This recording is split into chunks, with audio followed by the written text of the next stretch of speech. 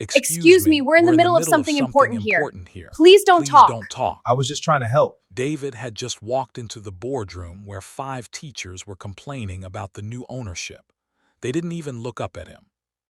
Yeah, maintenance issues can wait, another teacher snapped. We're trying to figure out how to deal with this new owner who's supposedly changing everything. David set his leather folder on the table. Actually, I'd like to hear more about these concerns. I said don't talk. The lead teacher, Ms. Reynolds, shot him an icy glare. Security clearly didn't do their job today. We don't have time for interruptions.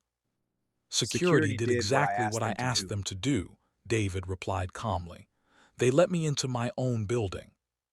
The room froze. Ms. Reynolds' face twisted in confusion. Your building, what are you? David opened his folder and slid the ownership documents across the table.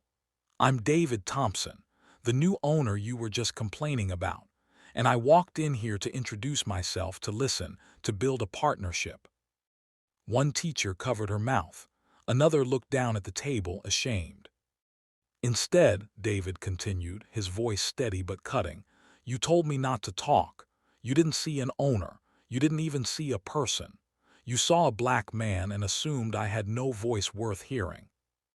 Ms. Reynolds stammered, Mr. Thompson, I'm so deeply sorry, I didn't mean. You did mean it. That's the problem. David's eyes swept the room. How many black students have you told not to talk? How many voices have you silenced because you decided they weren't worth hearing? This school is changing, and it starts with people who listen before they judge. You have 2 weeks to prove you can do that, Ms. Reynolds. Everyone else, let's start over. Tell me your real concerns, and this time I'm listening. He sat down at the head of the table. Now, who wants to go first? Moral lesson.